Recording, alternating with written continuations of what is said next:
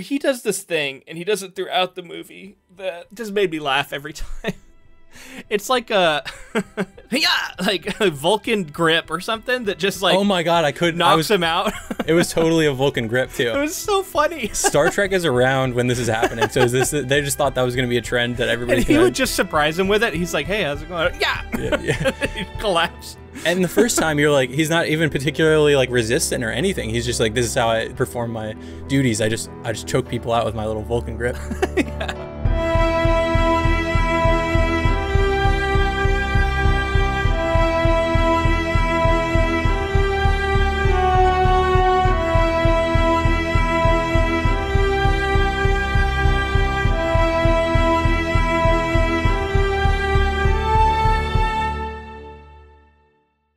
Welcome, friends, to episode 271 of the Ink to Film podcast, where we read the book and then see the movie. I'm filmmaker James Bailey. And I'm writer Luke Elliott. And this week we discuss David Loxton and Fred Barzyk's 1980 film, The LATHE of Heaven. So last week we were talking about possibilities with this film and how we would get this film made. Made some predictions. You know, this movie kind of exceeded those expectations in ways. While it was a 1980 PBS production, like public broadcasting kind of TV movie, it had a lot of chutzpah. It took its budget and it used it in really creative ways. And throughout my research, learning that Ursula K. Guin was involved in the development and production of this film. I heard about that. Yeah. So I also made some predictions last week. One of them was that everything would be a little easier to follow and like more simplified. And like, I guess that is somewhat true early on. But by the end, I don't think that's true. So I was very wrong in that regard. It's so hard to predict what people are going to do. I was really hoping for shit to get really psychedelic and weird. And I'm pleased to report that it does at the very end, at least. I could have actually done with a little more of that kind of stuff. But I think it's budgetary restraints at that point, though. Well, and I was even like, how are they going to pull anything like that off? And I was pleased to see that they actually did do it. In a very like TV 80s broadcast kind of way, like in like a Doctor Who way almost, like if you watch old Doctor Who. But it works. Yeah, it does work. I just wish there'd been a little more, but like you said, like I think there are reasons why. And not everything looks amazing, but what they were able to pull off of what they had, I thought was impressive. And yeah, I mean, we talked about it last week. You know, this is a strange book, and it's got a really unusual message for what I think people are looking for in a sci-fi fantasy, or what people expect in sci-fi fantasy. And I can see why this isn't like a big Hollywood blockbuster kind of movie. It's just like, that's not what this is. It's never going to really, I think, have that wide of an appeal. Well, and you have to think about the Star Wars effect of it all, right? Like everybody's talking about Star Wars and thinking about Star Wars as the big blockbuster sci-fi, and this comes out in 1980, and it's kind of that more like subtle and literary, you would say, in the literary world, but here it's more like indie kind of like art house film.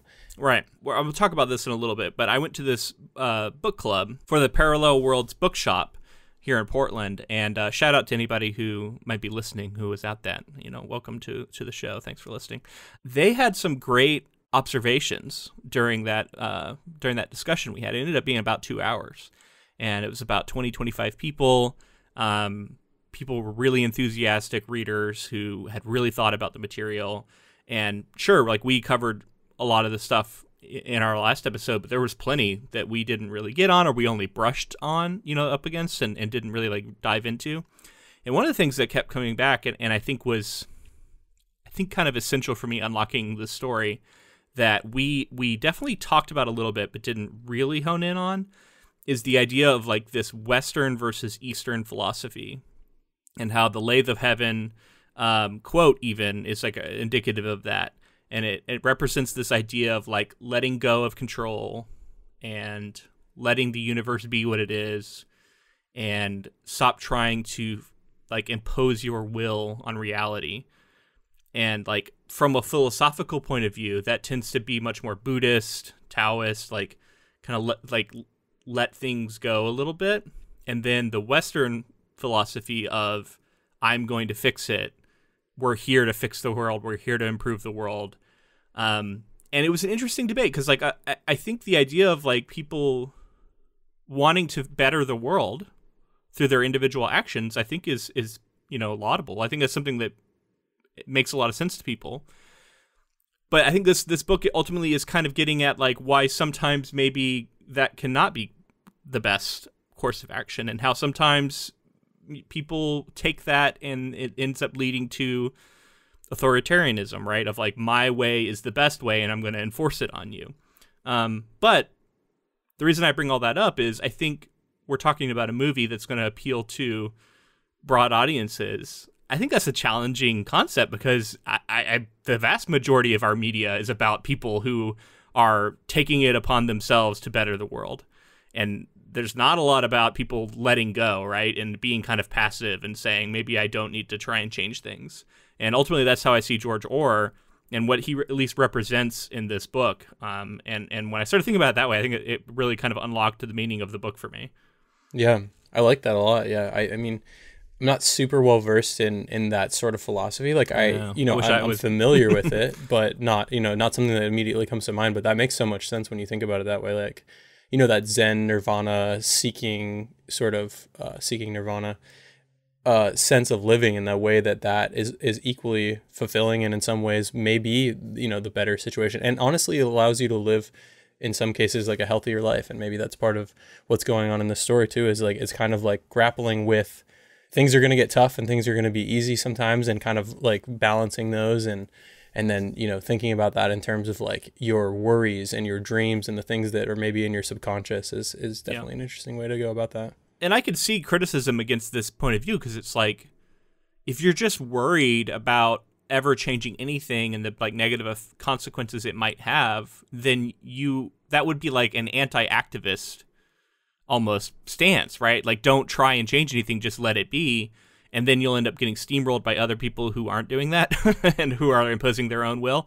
So like, I think there is a middle road, right? Like, and maybe that, I don't want to, put words in the mouth of Ursula K. Le Guin as far as like, I don't know that that's something she necessarily believed, but I think she sees value in sometimes being okay with the way things are and sometimes letting go. And last week we definitely mentioned how she wasn't making points as much, sometimes she was, but she was also exploring the space and kind of like, bringing up these logical questions. Like, if you had the ability to change reality and then you had two people sort of grappling with that power, one of them represents, Western ideology, one of them represents Eastern ideology, to put it broadly. Yeah, that's an interesting book. And how does that play out? And what different tactics do they take, and what are the negative consequences of both sides? So yeah, I think that's probably what happened there. She was just exploring it. And to tie it back to the film here, because Ursula K. Le Guin was so involved, you can see her influence, and you can see that the film is very faithful in ways. So what did she do? Did she write the screenplay? So she was involved in casting, script planning, not necessarily writing the screenplay, but she was involved with the creative process, rewriting some as well, and then also was there for the filming of the production. So sort of a producer and giving influence in that way. Cool. I'm glad we did this one for that reason too. I think, you want to see the one that's probably, because like the other thing I'll say about this is very faithful, honestly. Very faithful. And to the point that I think you mentioned kind of at the end, it gets psychedelic and maybe a little abstract. If you haven't read the book, I think you're kind of like left to analyze this in a really major way. It's almost takes a few viewings to really get what's happening there at the end. I mean, like, you can understand like how they get from A to B, but sort of what happens along that process gets kind of wonky sometimes, which, by nature of the story. So I want to ask you, maybe this might be a better conversation for the end of the episode, but we can sort of prime it here a little bit, maybe revisit it. Do you think this movie, because like we had trouble finding it, right? Like, this isn't necessarily like a cult classic movie you hear about a lot. Now, there may be fans out there. I don't want to deny that. And I will say too, this movie there's a couple of major reasons. We're going to get into this, but it's one of the most replayed films on PBS. So really? During its era, it was very well lauded. People know about this movie and like this movie, especially people watching PBS in that era. And then there was some rights disputes, and also the network that created it sort of let it, some of the royalties and things like that sort of lapse, so that it has to kind of exist in the vault. And then it was re-released in 2000, which we can kind of get into how they did that and why they did that. Okay, cool. Yeah, I'm interested. So what I was getting at, though, is like, is its reputation deserved? Should this be a more well-known movie? Like, is it or does it deserve that? Is it good enough to be that kind of thing? I mean, we're just two opinions, but I'm just curious, like, how you feel about it. Were you watching it going like, oh, people should know about this movie?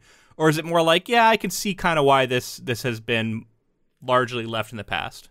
I think that they did a great job of adapting the story that existed, and in ways that I hadn't sat down and hadn't thought of in a creative way enough to think of like how you accomplish this, because they stayed kind of more grounded than my imagination was taking the story often.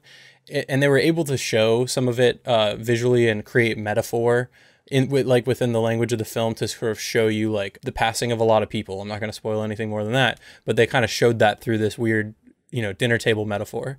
Yeah, which was cool, and it's a cool way to go about doing that. But I think that you can look at the film and see the things that limited it and held it back. And it was honestly, a lot of it had to do with budget. I think it's very cool that. So we'll get into this a little more, but this was a film that was supposed to be kind of the beginning of a series of adaptations of science fiction work. And this one came out and it did fairly well, but I just think the production costs and everything were a little high, especially for something that's publicly funded, which I'm very much for. Like if you can somehow create in that space of publicly funded and make something that has impact, which I think this film does. I think that's amazing. But you can look at it and see that, Moneybags didn't walk across the street and hand you the best budget possible to where you could really accomplish some of the things that I think would make this more memorable. Well, and they were held back by limitations of the technology at the time too. That as well, yeah. But it was limited by many things, and then the legacy, because it was vaulted and because the version that exists was basically recaptured from negatives, and because the film ceased to exist for a little while. You couldn't get it. And then they went through the expensive process of... I wonder, if you watched this when it came out originally, that's probably kind of a bizarre thing to be try and find this movie again and be like, whatever happened to that weird fucking movie I saw in, 1980? A lot of that stuff happened too, especially for publicly funded things like this, TV movies. And, if this was shot in 1980 on wide format film, like if it was shot on celluloid, then you're gonna have a better looking image, crisper image. You're gonna get more depth in some cases. I wish I could have seen it in at least DVD quality, whatever you want to call it. Yeah, we saw this in 4:3, which limits the space, but also gives you a little more up and down room. But it's probably how it was originally viewed too for most exactly. people. I'm sure they shot it that way. So, but just in terms of what we see as more cinematic, that landscape format allows us to see within the peripheral. It's more immersive. So, being broadcast quality, because of the way that we're seeing it is, it's SD, standard definition. So, there's quite a few things that hold it back as far as the legacy. But I do think, like I said, in my research, it was pretty well lauded critically. Like, people liked it and they thought it was heady and it was something cool for sci-fi at the time. And then there are definitely the diehard fans that know of it. And I saw comments on the internet of people talking about oh, this is such a gem and nobody knows about it, that kind of thing. So it's kind out of cool to have this little hidden gem. Like, it's fun to go find something like this for the podcast. Definitely not something I would have ever watched. Well, I shouldn't say definitely. Not something I would have been likely to find and watch outside of the, scope of this podcast. But it's fun, and I don't know how well this episode will do compared to our others, because I don't think a lot of people are clamoring for this, but who knows? Sometimes I'm surprised. You'll be shocked. This is going to be our most downloaded ever. Yeah. Maybe because people will be like, oh my God, someone finally talked about it. Yeah. But yeah, I mean, I think this movie was cool in a lot of ways, held back in a lot of ways. I wish I had a better version to watch. That would have probably improved some stuff. I don't think there's any stretch where you say this is a great movie. But it had a lot going for it, and the story's cool, and it's interesting. I'm eager to talk about specifics. Before we get into it, though, I just want to say, that book club I went to was very fun. It was hosted through this Parallel Worlds bookstore, which is in the Alberta district here in Portland. So if you want to go check out a little sci-fi fantasy bookstore, I highly recommend. I'm sure I'll also be referencing stuff that people said more throughout. And I apologize because I don't know everybody's name super well yet, and I'm sure I'll be like, and then this one person said, because that's the best I can do. But yeah, there may be some more of that throughout as we talk. I know I want to talk more about the aliens. People had some really interesting ideas about what they represented. So yeah, the story's so Portland centric, and to get to chat with other Portlandians or whatever. What do you guys call yourselves? Portlandians, I guess. Yeah. Okay. I don't really call myself that, but I think that might be what it is. I just didn't know how to refer to you as a group. Yeah, so, we're just hipsters. Yeah. So yeah, it must have been fun to kind of talk about it and think about the locations that have like, you know, universal experiences that you all kind of share in ways. And then for Ursula K. Le Guin to be so known in that region and you know, famously is from there. So the other thing I want to go ahead and I guess I'll tease is we put out a poll for our next project, which is going to be a TV show. We do these quarterly polls where our patrons vote and help us select. And we've gotten a few like things that we probably wouldn't have selected ourselves. And I think this month is going to be, or this quarter is going to be another one like that. So stay tuned to the very end, and I'll reveal which of the 4 options. One, it's going to be on our bookshop link, which will be in the show notes. So if you wanted to go ahead and grab it to read along with us, that would be awesome. All right, so getting into this film a little more, let's dig into the filmmakers first. There's 2 co-directors, in this case, David Loxton and Fred Barzyk. They were pioneers in the early video art movement. They met in 1968 at WGBH TV in Boston and collaborated for over 20 years, until Loxton's death in the early 1990s. The first science fiction drama they created together was a 1972 film called Between Time and Timbuktu, based on the work of Kurt Vonnegut Jr. Oh, love Kurt Vonnegut. That's cool. Yeah, I thought that was cool. So Ursula K. Le Guin adaptation, Kurt Vonnegut Jr. adaptation. Like, I mean, that's pretty awesome. Like they clearly like had I like their taste in literature. Yeah, exactly. Loxton was from Canada, grew up in England, and then later moved to the U.S. in 1966, where he joined the production staff of WNET, the major New York public television affiliate. In 1972, he founded TV Lab, a program for artists to create video works through an Artist in Residence program. In addition to serving as the director of the TV Lab from 1972 to 1984, Loxton developed a nonfiction TV series, which produced works such as Paul Jacobs and the Nuclear Gang, I Remember Harlem, and The Times of Harvey Milk. Fred Barzyk is a Boston-based television producer and director who was president of Creative Television Associates from 1965 to 2001. Known for his avant-garde experiments in broadcast television, he worked as a producer for GBH, the multi-platform public media organization, from 1958 to 2001. He has produced and directed television programs for PBS, HBO, NBC, ABC, and CBS, directing such stars as Morgan Freeman, Christian Slater, Dan Aykroyd, Rosie Perez, Matt Dillon, Claire Danes, and Lily Tomlin. He won the Venice Film Festival Award, and he won some Emmys and a Peabody Award. So these two started working together and had this 20-year career together. It's interesting to go back and see some of it because I'm not familiar, because most of it's like TV broadcast films from the, 60s, 70s, 80s. But, to know that that was a big scene during that era is, this is something we haven't talked about on the podcast before. And there's a lot of creativity that, they're hosting these like creative workshops for people, and having this platform to where you can create even outside of the Hollywood space is huge for 60s, 70s, and 80s with experimentation. And some of those people would definitely get their start there and move into the Hollywood system, into things that changed how we see, auteur filmmakers and stuff. We saw the 70s be that change where not only did blockbusters start to come about, but we also got like just revolutionary filmmaking that wasn't allowed to be made in the 50s and even into the 60s. So, it's very cool to note this little piece of film history, and that these two were involved in it. And then, I love to see that they were interested in adapting some excellent authors. Yeah, very cool. Sounds like they had quite a career. Yeah, we haven't really touched much on like PBS kind of stuff, public broadcast, and growing up, I guess Sesame Street, Mr. Rogers' Neighborhood, stuff like that would have probably been on PBS. So I definitely grew up with some of that stuff. So it's cool. Yeah, I wish that was more prominent these days. It's YouTube now and that kind of thing, like social media, online environment. It's moved. Yeah. In fact, it's even more like loose now because you can really do just anything and put it on the internet. Totally, yeah. Our show could have been on PBS. Yeah, exactly. I just think it's very cool to have something that's publicly funded like this for art. I've always felt like, other countries have that figured out somewhat more than we do. Like BBC is one that like, they make a lot of stuff for our friends in the UK. But yeah, just to comment on that, like, Sesame Street, so creative, so educational. Same thing, Mr. Rogers, like a good good-natured person in your living room, and like that is like great stuff. So many documentaries have been coming out about him and like films and all this. I haven't watched. I should watch one of them.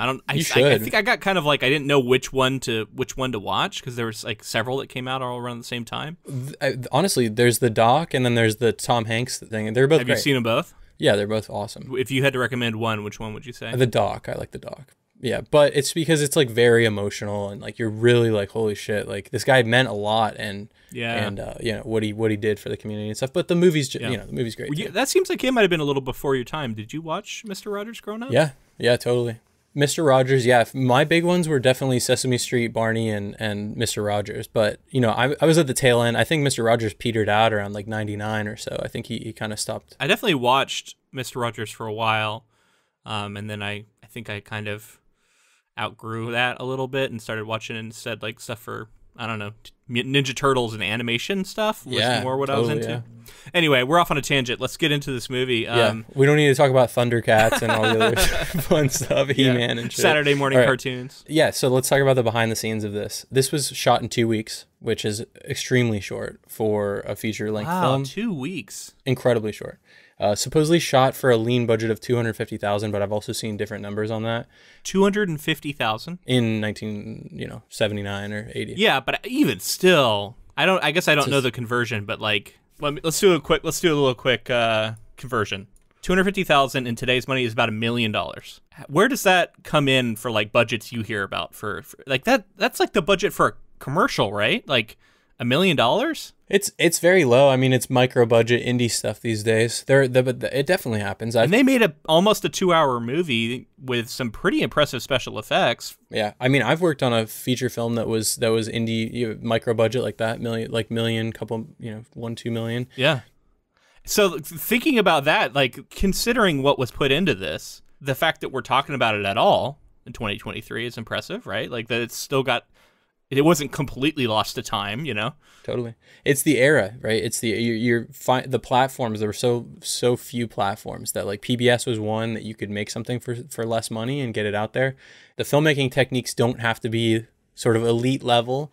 Like if you had a couple $1 million to make like a feature length film. That's so bold. Imagine, because like you're planning it out and you're like, I got $1 million, which like I know like to like everyday money sounds like a lot, but for making a movie, it's not a lot. And so you're like, well, what I'm gonna try and do? I'll try and do this really fucking trippy, high special effects. It's got aliens. This is what I'm gonna try and do with $1 million. Like that's bold, man. In 1980, they're like, let's do it. Yeah. And they have come out and talked quite a bit about how creative they had to get with that micro budget to convey these giant science fiction scenarios and like. Sure. There was a lot of people like looking out a window at something and like we never saw really what it was. Very smart, it's very smart. You have to use your 2 weeks to shoot is also insane.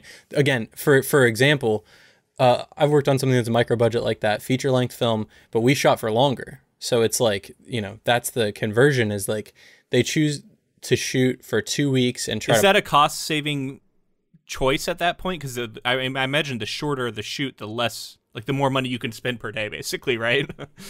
Definitely, yeah. But there's only so many shots you can get per day. So it's definitely this whole like formula you have to figure out what's going to work for you.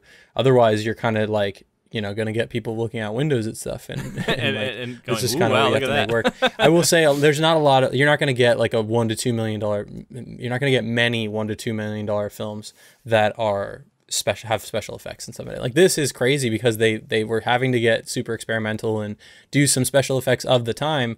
$1 to $2 million these days, I think you're going to stay pretty much in like the drama, maybe like low budget horror realm. It's tough. That's tough to do. You can't make like something with tons of special effects these days with a couple million. Barzyk said of their working relationship after David had passed, they had a unique relationship. They were co-producers and co-directors. Barzyk would run the set and David would run behind the scenes. When it came to content and the actual physical structure of the set, they had equal input.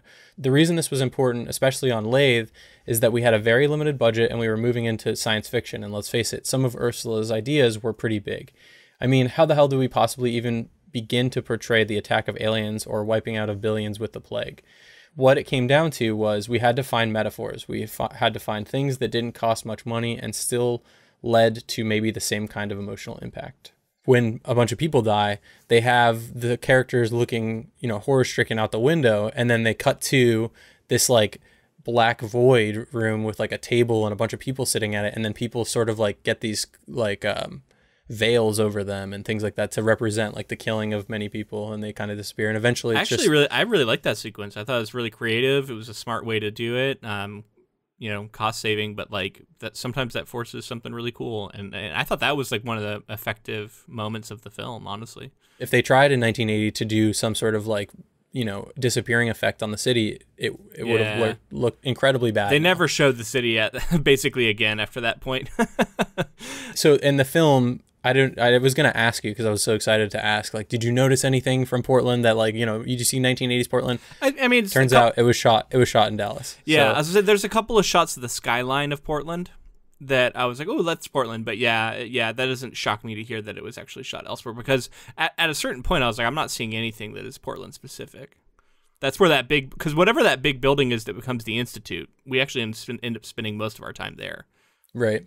Yeah, and you know, some of that set work, some of that is like different buildings throughout Dallas. I saw that they used Dallas City Hall, Tandy Center, Fort Worth, Hyatt Regency Dallas, Reunion Tower, Dallas Fort Worth International Airport, and Fort Worth Water Gardens, and a vacated Mobil Oil building in Fort Worth.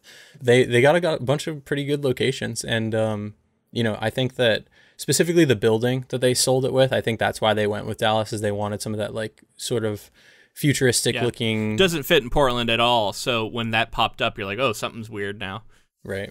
To get into how this was developed, I mentioned before there was like this initiative to create some thought-provoking works, right? So according to a 1978 article in the New York Times, during the process of funding a prospective series focused on speculative fiction, a category of fairly recent vintage applied. Arthur C. Clarke, Frank Herbert, Kurt Vonnegut Jr., Anthony Burgess, and Robert Heinlein were among the people who applied for this to possibly get their stuff adapted. Oh, interesting. So the authors are applying for it? Yeah. And Le Guin was one of several authors whose novels were considered for adaptation. The $750,000 financing was awarded as the result of an early grant by the Corporation for Public Broadcasting. Now, I think that might be to go to multiple projects, which is why this one was only $250,000. To research and develop such a series. After much study with a team of consultants that included critics, authors, editors, publishers, and professors, a list of candidates for the series was compiled, from which Le Guin's novel was selected to be the series pilot. Wow, that's awesome. It's a lot of cooks in the kitchen with critics, authors, editors, publishers, and professors, like all having input on. I can't imagine the debate that was going on. No, I want this one. No, I want that one. Like having, you know, trying to figure out which would be adapted. Interesting. Yeah, we need more stuff like that. Bring it back. Right. Get a bunch of people together and start adapting, you know, some sci-fi. Hell yeah. So Loxton and Barzyk actually created one more telefilm together under this rubric, 1983's Overdrawn at the Memory Bank, based on a short story by John Varley. Wow. Okay. I had known nothing about that. Never heard of it. Don't know the author. Yeah. But now I'm curious. Well, they did two of them, it sounds. Okay. Cool. Yeah, I'm interested, man. I need to find out what that's even about. So when it aired originally, it drew a lot of the markets in New York and Chicago. 10% of the audience in New York that was watching television, according to Nielsen, was watching this when it premiered. 8% in Chicago, so that's decent ratings for something like this, yeah. After it initially released, it was then shown periodically over the next 8 years. PBS rights to rebroadcast the program expired in 1988, and then LATHE went on to become the most requested program in PBS history. Wow. So people wanted this film back in 1988. Fans were critical of WNET's supposed warehousing of the film, but the budgetary barriers to rebroadcast were high. In a 2000 article, Joseph Basile, director of program rights and clearance for WNET, said, quote, "Lay people don't understand that to take a program out of mothballs, we have to pay for and clear rights for all participants in the program. It's a difficult and time-consuming, expensive endeavor." Interesting. Okay. Supposedly, they had also had to negotiate special agreements with the composer of the film's score and deal with the Beatles recording excerpts. Yeah, I was thinking about that. I'm like, that when I heard that little bit, I was like, that's expensive. How did they get that? Originally when it broadcast, because my version, I don't know about yours, did not have the original Beatles singing, but originally when it broadcast, the actual Beatles track was in the film, which obviously you cannot do. You can do a cover and then kind of clear the rights that way, but otherwise you have to... Is that what yours had a cover? Mine had a cover, yeah. It was absolutely not the Beatles, yeah. And apparently, like, their argument was, like, to get the Beatles to sign off, it would cost an arm and a leg. Sure. And I don't know how they figured it out with, like, doing a re-recording, like, how the rights dispute works with that. Because I think even if you cover a song, I don't know if you can just put it in a film. I don't know. It's tricky. Yeah, fair use kind of stuff and parody. There's a lot of gray area in there. So once the rights issue was resolved, the film was cleaned up from 2-inch quadruplex videotape copies. So that's all that existed anymore. They didn't have the original films, like the reels and sitting in storage or anything like that. Those had been destroyed. Is that why what we watched was kind of shitty? It looks like VHS, yeah, shitty quality, yeah. So in 2000, it was rebroadcast and released to video and DVD. In addition to the film, this release features an interview with Ursula K. Guin by Bill Moyers, which initially aired along the film's rebroadcast. The back cover of the DVD notes, the original, quote, "The original film materials have been lost forever. A new digital master was created from the surviving 2-inch tapes and was then color corrected using state-of-the-art technology. Ghosting and darkening of the image may appear in some scenes. It is the best quality transfer possible of this important work using the only surviving materials." Interesting. Did you notice any of that ghosting? I saw some ghosting for sure, and I was like, is that intentional, or is that, like, I assumed it was a weird artifact, but yeah, it's interesting to find out why that was occurring. Yeah, and then WNET has not said how much it costs to re-release Lathe, stating simply that it, quote, "wasn't cheap," and that hopefully royalties help recoup the expense. So that's where we're at with this film getting developed, you know, kind of tumultuous, difficult to get it out, difficult to get it rebroadcast and everything like that. And I think that's part of the mystique of the film. People like it, people remember it, and some love it. And then, you know, we only get these, it again, kind of reminds me of Doctor Who. Like, some of the old episodes don't exist anymore. People have like screenplays of what happens in some of them, but they're lost to time. And some of them, every once in a while, there'll be one that like is found. Like, they'll find like an old reel that somebody has in like a basement or something. Yeah. And then everybody loses their minds and they restore it. It's the original run of Doctor Who. Yeah. I assume you're talking about. Yeah. The original stuff. Yeah. Gotcha. Cool. Yeah, and then the night that this was first broadcast, there was a major power outage in the Pacific Northwest, which meant Ursula K. Le Guin was unable to watch the film based on her book on its first run. Oh, no. Yeah. All right, Matt, are you ready to get into plot? Yeah, so in Portland, Oregon, in the near future, George Orr is charged with abuse of multiple prescription medications, which he was taking to keep himself from dreaming. Orr volunteers for psychiatric care to avoid prosecution and is assigned to the care of licensed oneurologist William Haber. Orr's explanation of his drug abuse is incredible. He has known since age 17 that his dreams change reality and tries to prevent himself from this effective dreaming because he fears their effects. Haber initially considers Orr's fear as a delusional symptom of neurosis or psychosis, referring to him as possibly an intelligent schizophrenic. The doctor puts Orr into a hypnotic trance while attached to the augmenter, a device he has invented for monitoring and enhancing or augmenting brainwaves during dreaming to help with patient therapy. He encourages Orr to have an effective dream, recording his brain function all the while. The world changes slightly during this dream, and Haber realizes that Orr is telling the truth. Okay, so let's talk about it. So we start out with Orr sort of wandering around. Well, I guess it's actually kind of peaceful at first, and then we see some like explosion sounds, and then he's wandering around. It looks like apocalypse has happened. He collapses, and then we kind of transition away from that into him going in to get his therapy appointment. And this is very similar to how the book starts, and it is very weird. And you're like you don't know what's going on and like where you are and when you are. So it's a strange kind of way to start, but it sets you up, I guess, for the strangeness that's going to occur later. And then, yeah, I even made note of like how he goes into Haber's office, and it was very claustrophobic and small and dark. And then how there's this one glowing picture of Mount Hood that then ends up becoming the horse. But I was like, they're definitely setting this up because when he starts changing reality, we're gonna make this way bigger and it's gonna look way different, right? And then I was happy to see that it definitely occurs. So I thought that was a smart way to do it. Yeah, what'd you think of like the sci-fi, futuristic sci-fi? They were all wearing like ponchos. Yeah, with, I was like everybody's wearing like a gray like almost camo poncho. Like it looked almost like it was made to be like camouflage for like an urban setting. I don't know. Of course, it's hard to see in the quality we had, like what exactly was going on with that pattern. To talk about the quality too, like just from somebody who kind of is familiar with this stuff. So the contrast that we get in this is terrible. Like the black is very black, and then like some of the lighting is really harsh. And I think that has to do with the transfer here.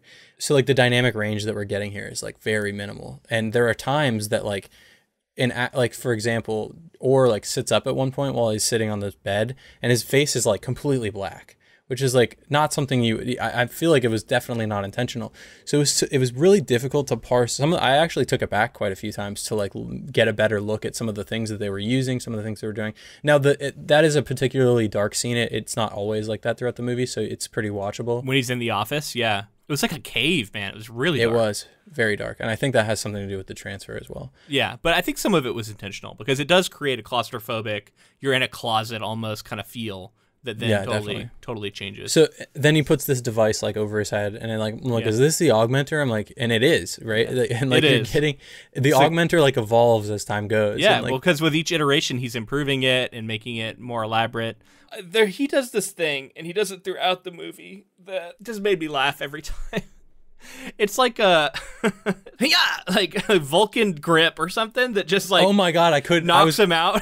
It was totally a Vulcan grip too. I was like, it was so funny. Star Trek is around when this is happening, so they just thought that was going to be a trend that everybody. And he would just surprise him with it. He's like, "Hey, how's it going?" Yeah. He'd collapse. And the first time you're like, he's not even particularly like resistant or anything. He's just like, this is how I perform my duties. I just choke people out with my little Vulcan grip.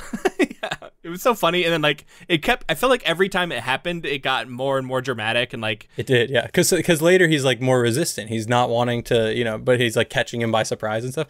And the first time it's just like he's about to lay down into the couch or whatever, and he gets him with it, and you're like, why did you do that? It's like a little snake bite too, because it like strikes him, right? Like a little like yeah.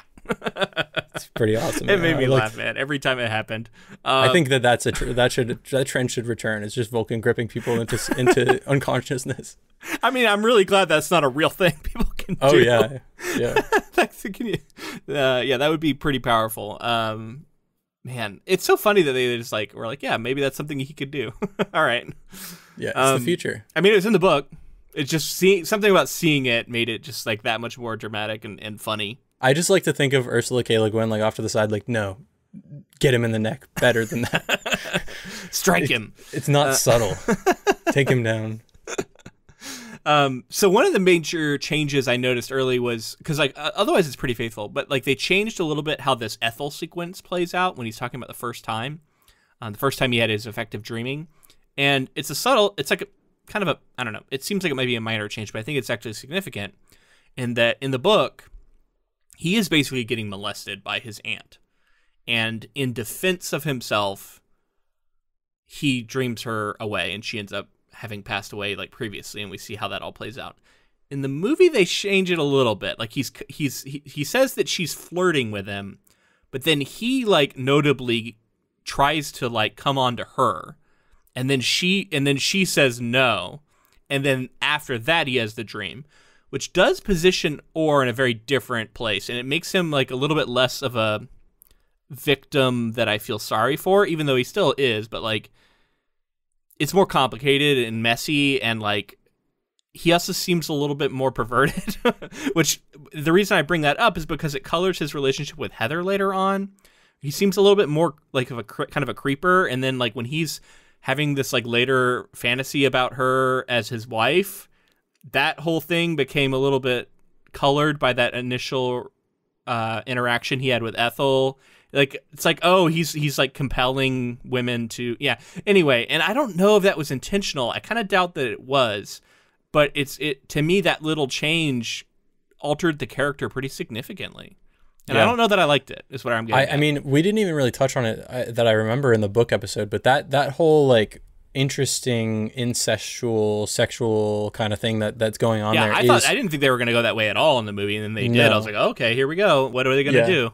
And so I'm like, where did that change come from? Why was it done? Like, there's no way to know now. But I'm just curious, like what went into that? What were they thinking it would do? Were they trying to do what it did to me? Like where it made me more like I wasn't as behind Orr in the movie from that point on as I feel like I was in the book. Did you also feel like Haber now doesn't care, obviously, when like the genocide of tons of people happen? He has like a moment where he's like kind of staggers. He's like, oh, I can't believe. Yeah, but he seemed less villainous than in what my imagination was in the book.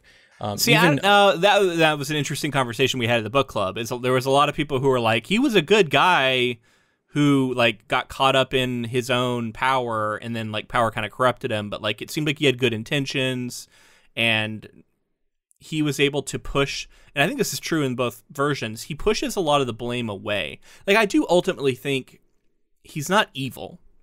I think he just gets corrupted by the power of it, and he's convinced of his own righteousness. He's convinced he is the right man for this job. He's convinced that he deserves, in some fashion, to be a god. And that is, of course, like, the hubris of that is bad, right? But, like, at his core, he's not an evil man. Like, he's trying to improve the world. He just, like, is convinced that he has the answers, when really he should be a lot more, like, humble and open to the idea that maybe he doesn't have all the answers. And that's where we're getting at this like philosophical question, right? But it was notable to me that like 6 billion people die, and his reaction isn't like, oh my God, what have I done? His reaction is, what have you done, Orr? He has this vessel, and he puts all the blame on Orr every time. He's like, you fucked it up.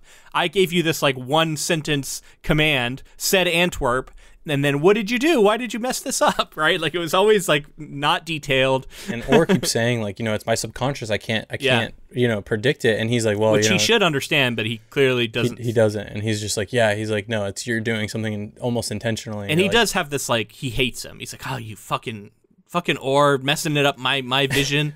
Yeah. I had a good idea. Don't blame me, Something about the character in this case played like less villainous, and in a small way, he clearly still was pretty much a villain, but something about the book, the way that he's portrayed, is like the whole time he and maybe it has to do with like my imagination of the effects nearing the end when he turns into a basically. Well, we get his point of view several times too, where maybe like seeing how his brain's working actually makes you like him less. Maybe, yeah. Whereas here you're just seeing a guy, but he definitely he gaslights like crazy. He lies to Orr the whole time, and his like cavalier and disregard for Orr as a human being is gross throughout, right? Like definitely. It's evidenced by his snake bite, put you into hypnosis. Like I don't give a shit. I'm just gonna use you. I guess you're right. Yeah, I should have realized that the Vulcan grip was the calling card of the villain in this case.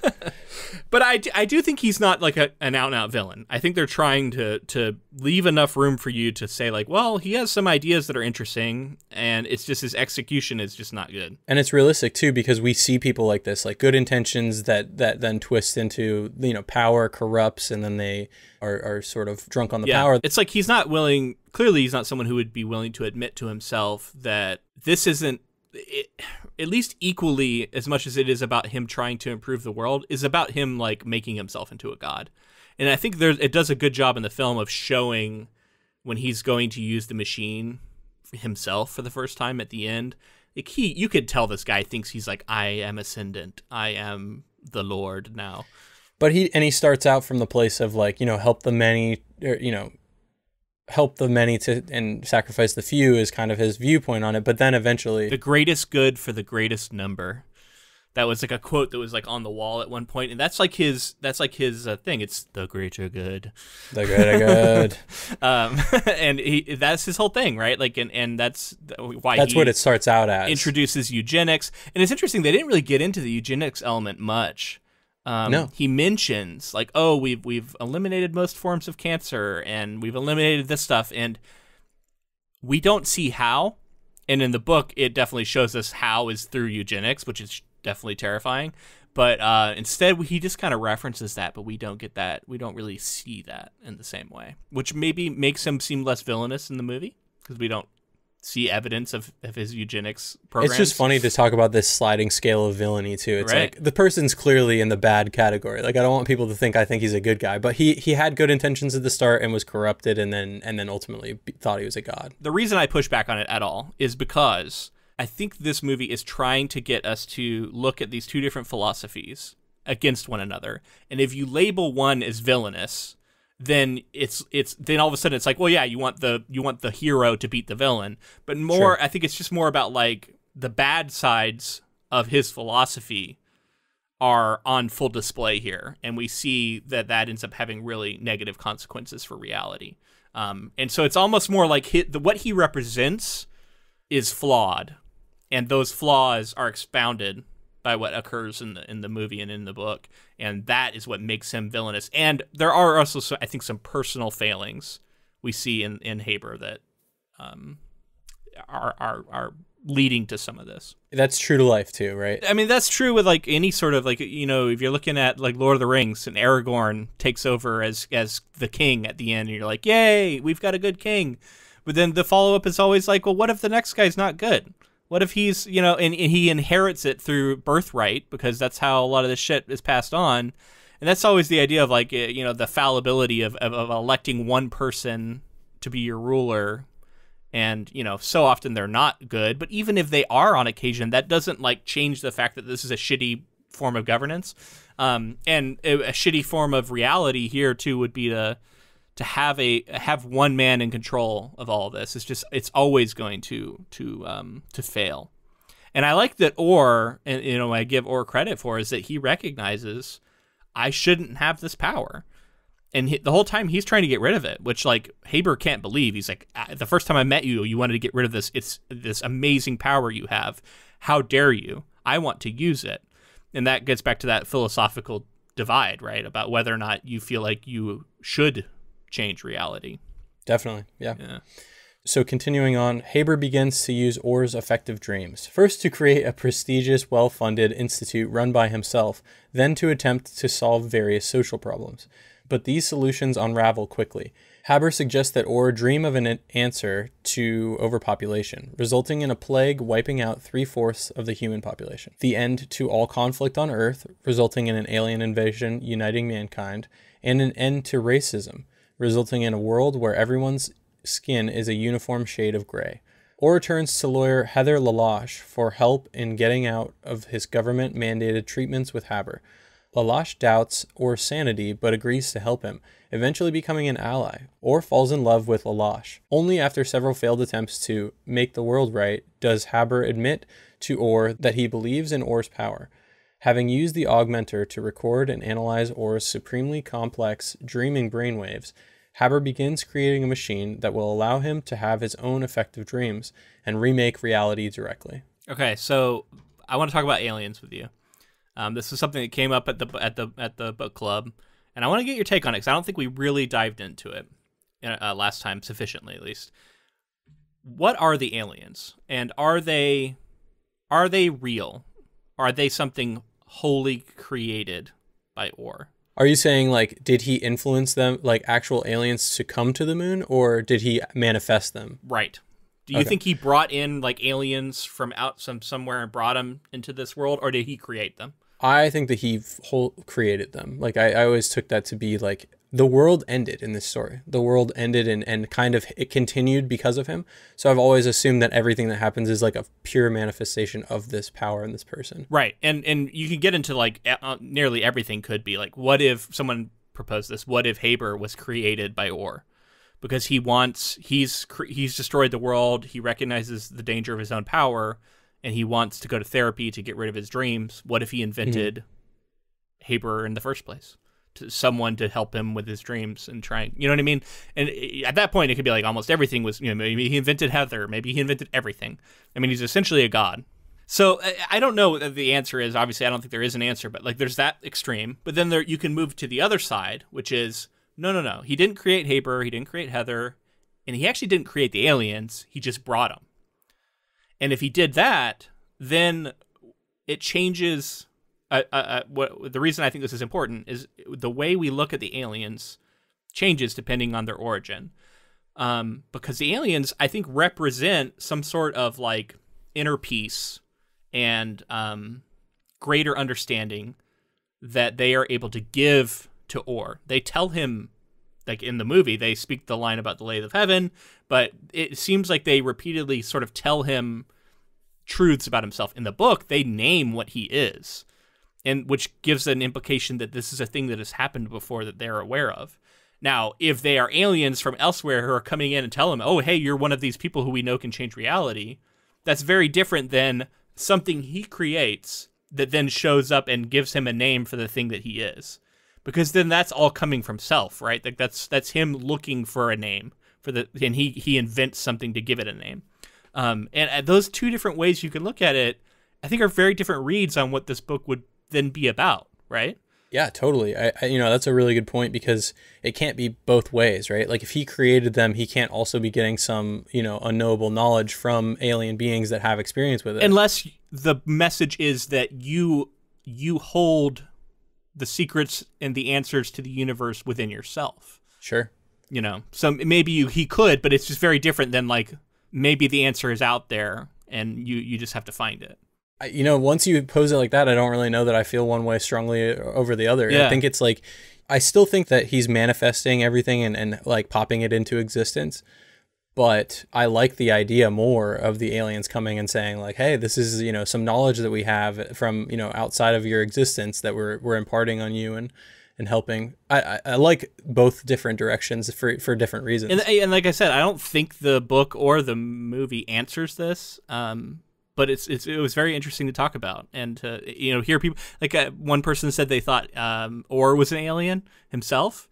And I was like, oh, that's really interesting. But metaphorically, if he created them, then he is kind of everything, and he very well could be an alien himself, I guess, in that sense. It's really interesting because the aliens are definitely like an enigmatic force in this story that seems to be like at the crux of understanding it and on a deeper level. And I think this is where you're getting at, is like trying to figure out what they represent. Is it an inner truth or is it an external truth? I don't know. And let's talk about how they look in the movie, because they look different than I thought they were going to look. So they're described as like turtle-like, and they speak from their elbow in the book. They were kind of turtle-like. They look like they have like a big shell or something. Large suits or something. Although admittedly in the book they look turtle-like because they're wearing a suit that looks turtle-like. But they're actually, you never see them. They're inside of some sort of helmet, and you never see what they actually look like. So that holds true. I like the first time that we see them, I think, is like it's like smoky and sort of hazy, so we can't get a good look at it. I noticed it was like one setup and it doesn't move, and we have like a light glowing inside of it. But hey, it's clever. And you just hear a voice, disembodied voice, like speaking over it. And right. There's some good use of, like smoke effects to make something seem otherworldly. Backlight it like from like a weird angle to where it looks very strange. The like tunnel that we'll talk about at the end was use a good use of that. I like the design. I think it's cool, creative. It works for the story. It definitely gives it more of an otherworldly feel, and it's not like it's not a little green man. So it's fun whenever you see somebody get creative with an alien's design. It looks a lot different when all of a sudden it's in the pawn shop and moving though. They had to completely like change the way the suit looked, I think, to make that work, because it actually hands him the record. The helmet looks different. It looks like softer and less like, because it looks like very metallic in its one form, but then this looked like kind of soft and flexible in a way. Foam, of some kind. In my predictions, I kind of thought they were gonna not change the world as much, and they might go way more grounded. They did pretty much everything that happens in the book, and they brought the aliens. They did all of it. Now, you don't get to see a skyline melting, which I would have loved. And I was thinking about it. I'm like, there are ways you could have done this practically. It's not like that has to be CGI, because you could get a model, you could make it out of a material that's able to melt, and you could heat that thing up. I think you could do it. You could have, a convincing looking model start to melt. And yeah, sure, maybe it would look weird and it would start to look like wax, but so what? That's what it's supposed to be, weird, and it's supposed to be look like wax melting. See, it's funny. I went to like distorting the image too. I was like, all right, so you put like oil and water and stuff and put that over in front of the lens somehow and sort of make that move around, and like you only have it for a second. You could maybe combine the two. Yeah, do that, yeah. But I don't know. I love the idea of like a wax Portland skyline that just starts to melt. That would have been interesting. Yeah, I mean, they get weird with it, and I give them props for that. How about the gray people? We got to talk about that. When everybody turns gray, it was very clearly like body paint, which I was wondering how they were going to pull this off. Are they going to like, because like, is there a way they could have like color developed one part of the image and not the other, or is that like beyond the technology of the time? They absolutely could, but labor and takes like a skilled hand to do it well, and you know it's difficult. So it's like, so instead we're just gonna cake everybody in gray paint. Great up. Yeah, it was weird too. Every now and then you could see some skin at like the hairline and stuff, to where you're like, okay, but like 2 weeks to shoot, man. They were it looked pretty good. Decent, yeah. It's such a off-putting effect. Like, it's one thing to read it, but it's another thing to see it. You're like, ooh, this is weird. It is weird, yeah. Especially because like you can clearly tell like people, there are still distinct features, and you're like, that's, you know, it's just a great person, yeah. But yeah. And then Haber, I thought it was so funny how he's like, good job. Finally, you did something the right way. This makes a lot of sense. Like, he loves it. Our version too, like with it being such low quality, like in terms of the, you know, resolution and just like what we're looking at, the gray, it was just like a weird like mush kind of. It all and then weird. Like they were in a gray building that was, you know, and they were outside at one point. It was very gray, and then the only bits of color were like on the edges. You'd see a little bit of blue sky, and like it was a very weird looking, and maybe like one patch of grass. So it made it into a very strange looking scene. It worked, I guess. It just like, the effect was still unsettling regardless. And like it's supposed to be, which is good, right? Like it just goes to show like how bizarre that would be, and like how fucked up. Like as soon as it happens, you're like, it's shocking. You're like, holy shit, like this is crazy. I've got a question for you. What were they doing, and how were they doing these alien ship effects? It was very, like, I was not a big fan of them. I can see that it was like they didn't know how to do it, so they just did like it just looked like a light, but I don't know how you do that, and like it looked very ethereal. Like, it didn't look like a ship to me at all. Yeah, I think it's just they composited that over, like they just shot that or somehow shot it practically and then laid it over top of the film with just that. I just couldn't even tell what it was. Some sort of rotating light thing. You know, it was like you take some lights and spin it around or something. Some practical special effect that they tried to use. It felt to me like it was a little muddled, and they didn't have a clear vision and design of what they wanted it to look like. So instead, it just went with like a blurry light. Yeah. And how about when the moon was under attack? They did like that crazy like swooping effect with like the ships around the moon. With wild too. The moon stuff looked better than when it came to Earth. I will grant that, just because it was like, yeah, that looked fine. But and then the whole invasion sequence I thought was one of the bigger differences. Like in the book, we get Portland is getting blown up by all these bombs, right? There's destruction, and here instead they like hop in their car, drive to the Institute. And then we like hear about some stuff maybe going on, but we see almost nothing as far as like what is actually shown on the screen. And then we see a lot of, I don't know if it's actually stock footage, but felt like a bunch of stock footage of like a stealth bomber getting ready to take off, and then like a missile exploding, and then like it was all like, and then like a voice going, the aliens are invading, like just like announcing. Like, imagine. That's what you got to do when you don't have the budget, right? You got to use stock footage. Hey, and the aliens are invading. Yeah, you represent it in some way visually. But let's continue on here. As Haber continues to use Orr's dreams to create change in human society, Orr remembers a dream he experienced years ago, which is briefly portrayed at the opening of the film, and which, it turns out, is in fact reality. The world was destroyed in a nuclear war, and Orr was poisoned by radiation.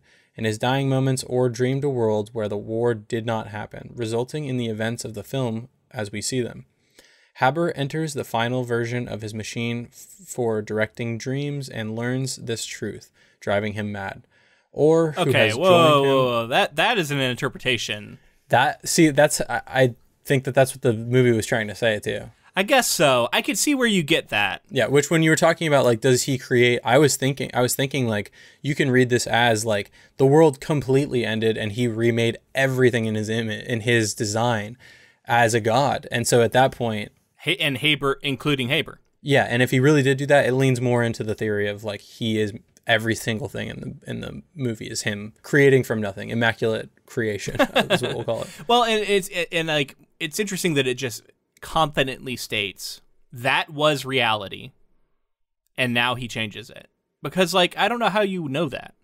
How do you know that was reality and not just a version of reality that he had created? Like maybe he had been dreaming about an apocalypse and fucked up actual reality and made an apocalypse happen, and then now he's undoing it. And maybe the version before the apocalypse happened had a Haber and had an Institute, and like we just don't know that. So right. We should find this person who wrote this summary and ask them. No, I mean, like, it's an interesting interpretation, and I think it's got a lot of validity to it, and I do get the sense that maybe that's what they were going for in the movie. I'll grant you that. But I think this is such an interpretive work that I'm hesitant to reduce it to like one clear reading and going, this is the way it is. But anyway, continue on. Tell us how it is. Or who has joined him in the dream state is able to stop Haber's nightmare before it destroys the world. The result is a reality that jumbles together elements of the different worlds that Haber created via Orr's dreams, but is relatively stable. He is heartbroken because the Lalache in this reality was never his close friend or lover. As the film ends, Orr is working in an antique store run by an alien. Lalache comes in to browse. She has only a vague memory of him, but agrees to join him for lunch. They encounter Haber in a wheelchair on their way to lunch. Haber recognizes Orr, but cannot come out of his catatonic state. Yeah, let's talk about the psychedelic weird scene here at the end. Also, like, on his way to it, like, stuff starts going weird. And then he just, at one point, just leaves Heather. She says something like, she's like, I can't, like, no, does he say I can't do this? And then he just leaves her? It's so weird. Yeah, I don't remember. Maybe she says, I can't do this. And then he's just like, all right, bye. Yeah. Very strange. He takes off because he's trying to like save the world or whatever. Yeah, he just dips out on her. But this, like you said, this interpretation here, there's many different liberties I think taken. The idea of them saying exactly what's happening. You have to have the book context to realize this in the film, I think. For you to understand that like Orr is in Haber's creations and, merging them and all that. That's entering into his dream and like all of that. I'm like, maybe. I think so. Is talking about the psychedelic stuff. It seems to me that they set out with this, honestly admirable goal to be like, this book's called The Lathe of Heaven. We're gonna put a lathe of heaven on screen, and what's that gonna look like? And they came up with this idea of this like tunnel of light that is like got mist, I think, kind of going through it, or smoke or whatever it is. And then there's this tunnel of light, and we're gonna have Haber in the middle of it, and he's gonna be like reaching into it, and that looks really cool. It's cool. Yeah, it's awesome. And I kept thinking about how like a lathe is a spinning implement, and you create something out of that, friction. You're like cutting the light out of the area like you would the wood of a lathe. That's what's like they're visually representing that in a way that I thought was really clever. And then we even see later when Orr shows up and like he tries to reach into it, his like arm gets all stretched out, and I think that's on the cover of the like poster I saw. It's like as he's entering the lathe, I guess. Yeah, like I don't know that was in the book, but that was a really interesting way to show it visually. Yeah, I mean, like I think this is a pretty ingenious way to go about doing this, and it definitely took a significant amount of planning and testing to see if you could pull it off.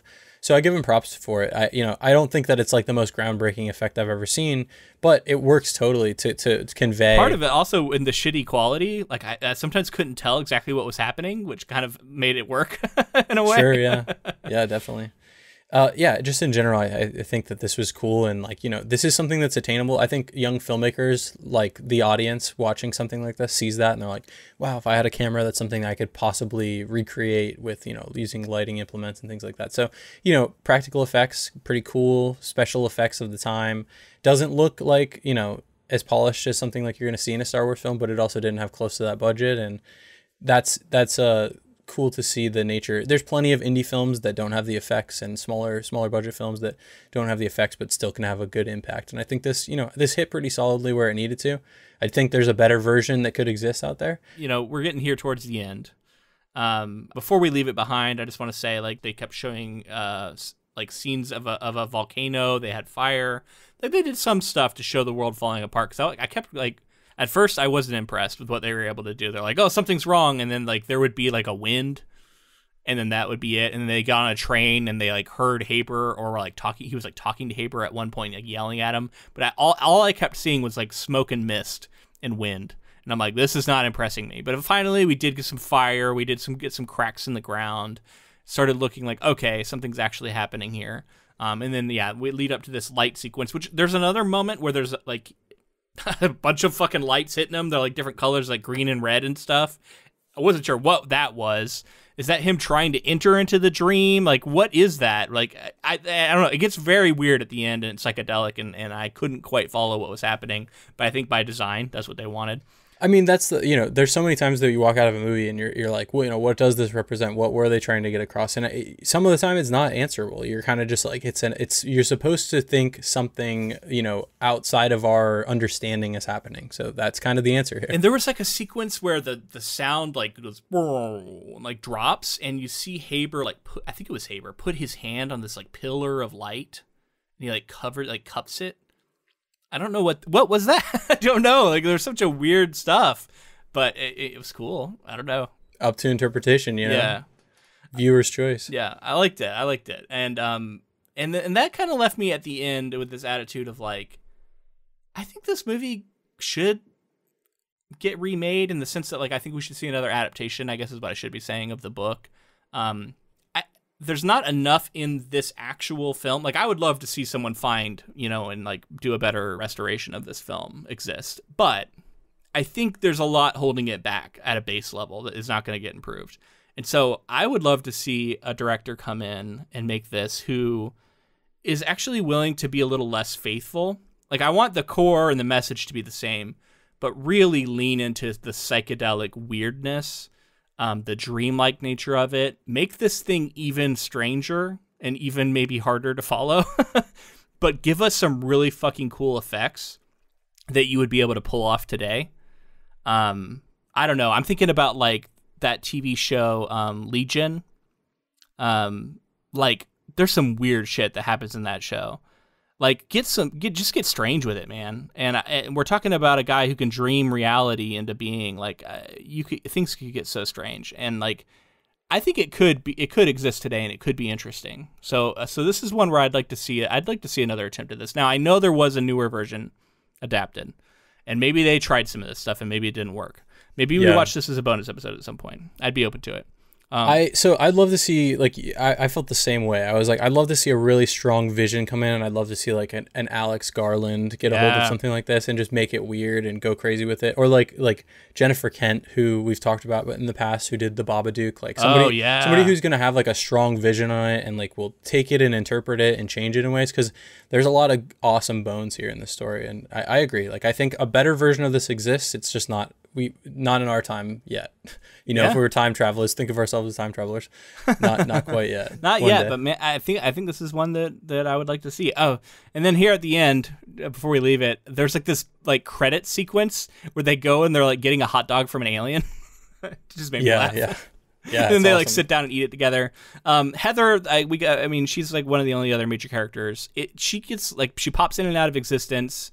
He brings her back as his wife at one point, and then at the end, I do think, once again, it's a good thing that she isn't this sort of like, she isn't being compelled to be a romantic partner from him, because that would be very creepy to me. I like that he has to sort of win her over again at the end, and that's the implication I got. I also felt like she didn't have as much to do in this story as she did in the original work, and I think and maybe it's just because I didn't feel. Now, I found their relationship to be like fun and charming at times, but then I also felt like there was some creepiness going on in there, and that kind of, because like it felt very, very professional and like not romantic for a long time, and then all of a sudden it becomes romantic, and I'm like, whoa, where did this come from? Well, and in the film it only because in the book we get like the date, and he doesn't go to the date, and there's that kind of thing that's been set up.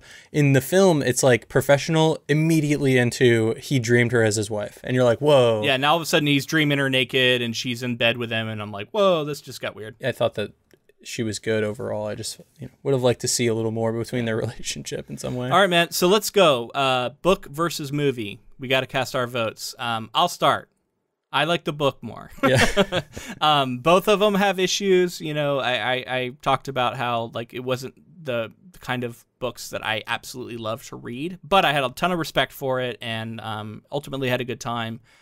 This movie ultimately some similar feels. Like I respect things that they were able to pull off, but if I had to pick one, going back to the book. So the film, it's cool because learning about the history of it and how it was made, and to adapt Ursula K. Le Guin's work, and especially over all those other sci-fi writers and stuff that where it was talked about. I'm like, that's awesome to see Ursula K. Le Guin get something adapted over all those other people, because we talked about in the last episode, those were her contemporaries, and she wasn't necessarily welcomed at first. Yeah. And I think that's awesome that she beat those people out in a sense to have this adaptation made.